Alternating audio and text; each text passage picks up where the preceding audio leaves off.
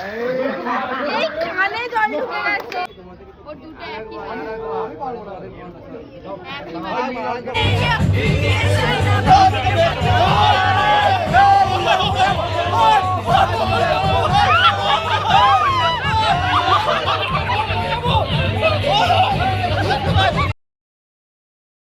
তোমাদের সাথে একটা ছোট্ট মিনি ব্লগের মাধ্যমে একটা বিয়ে বাড়ি শেয়ার করতে এলাম, যেটা ছিল আমার বরের বন্ধুর বিয়ে, আর যেটার জন্য আমাদের 2 মাস আগে থেকে প্রচুর এক্সাইটমেন্ট আর প্রচুর প্ল্যানিং ছিল। তো ফাইনালি সেই দিনটা চলেই এসেছিলো 20 ফেব্রুয়ারি। তো গায়ে হলুদের সময়, এটা তত্ত্ব যাওয়ার সময় কাকিমা আমাকে অনেক আগেই আসতে বলেছিল, আমিই আসতে রেডি হয়ে আসতে একটু লেট করে ফেলেছিলাম। তো এখানে তত্ত্ব বেরোচ্ছিল গায়ে হলুদ যাবে বলে। আর সত্যি কথা বলতে আমার ভিডিও করার কথা একদম মাথাতেই ছিল না। তো এই কাকিমাগুলোই আমাকে উৎসাহ দিল যে মোহিনী তুমি ভ্লগ করো, তোমার ভ্লগ দেখি বেশ ভালো লাগে, তো ভিডিও করো না, তুমি যখন ছাড়বে আমরা সবাই দেখবই বিয়েবাড়ির ভিডিওগুলো। তো তারপর থেকে আমি স্টার্ট করলাম ভিডিও করা, আর কিছু কিছু সময় তো আমি ক্লিপস নিতেই ভুলে গেছিলাম। তো আমরা তত্ত্ব নিয়ে আর গায়ে হলুদ নিয়ে মেয়ের বাড়ি চলে এসেছিলাম। তো তারপরে ওখানে গিয়ে আর কিছু ভিডিও ক্লিপ নেওয়া হয়নি। তো আবার ছেলের বাড়িতে ফিরে আসার পরে এখানে ওর বন্ধুরা ওকে দেখো হলুদ মাখানো স্টার্ট করে দিয়েছে হলের ছাদে। তো বন্ধুরা সবাই মিলে একটু মজা করবে বড় আলাদা একটু মজা করছিল, আর এখানে ড্রোন শ্যুট হচ্ছিল। তো তখনও কোনো রিচুয়ালস কমপ্লিট হয়নি, জাস্ট হলুদটা ছুঁয়ে মেয়ের বাড়িতে পাঠিয়ে দেওয়া হয়েছিল। তো এখানে ওদের শ্যুট ফুট হয়ে যাওয়ার পরে তারপরে ও রিচুয়ালসে বসেছিল, অনেকটাই লেট হয়ে গেছিলো তার জন্যে। আর এখানে জলটা দেখো এমন ছুঁড়েছে ওর কানে ঢুকে গেছে, তো সেই নিয়ে খুব হাসাহাসি হচ্ছিলো। তো তারপরে আমরা খেয়ে দিয়ে বাড়ি চলে এসেছিলাম, আর বাড়ি হয়ে আমি রেডি হয়ে গেছিলাম। তো যেহেতু গোধূলি লগ্নে বিয়ে, তো সেই জন্য আমার মেকআপ আর্টিস্ট আমাকে তাড়াতাড়ি রেডি করে দিয়ে চলে গেছিলো। আর আমাকে প্লিজ জানিও কমেন্টে কেমন লাগছিল।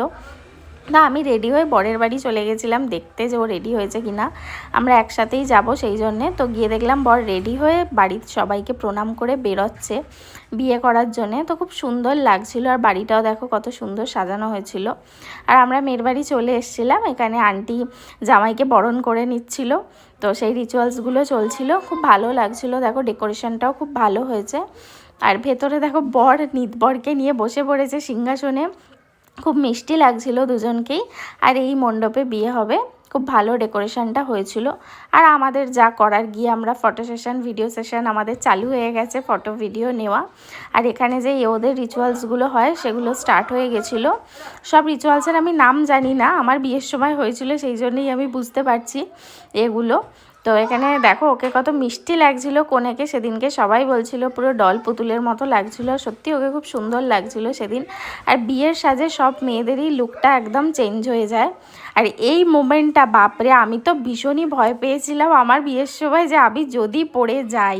তো ওরও মনে হয় ভয় লাগছিল, আমার তো ভীষণ ভয় লেগেছিল। আর এই শুভ দৃষ্টির সময় দেখো আমি অডিওটা ওপেন রেখেছি যাতে তোমরা শুনতে পাও। তো শুভ দৃষ্টির সময় ভীষণ মজা হয়েছে, আমরা সবাই পাশ থেকে চেঁচাচ্ছিলাম চোখ মার করে। তো সেই জন্যে আর ও লজ্জা পাচ্ছিল, তারপরে মালা বদল হয়ে গেছিলো। তো সব কিছুই খুব সুস্থভাবে ভালোভাবে মিটেছে।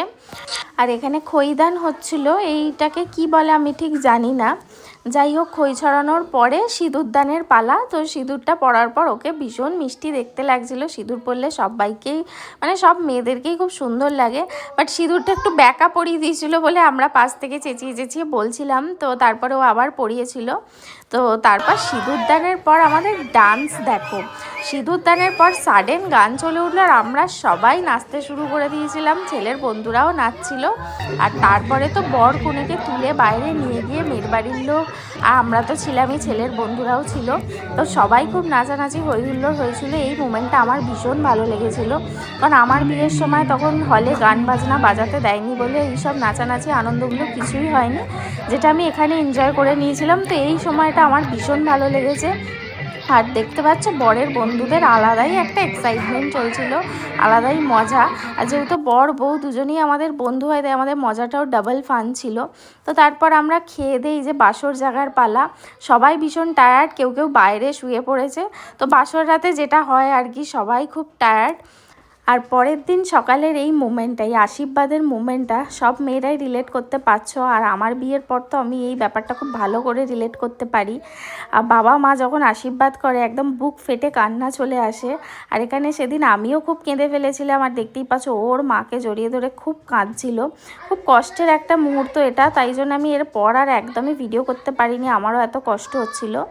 তো চলো তারপর ওকে নিয়ে বাড়ি চলে এসেছিলাম। দেখা হবে ওর আবার রিসেপশনের ভিডিও নিয়ে। তো চলো টাটা।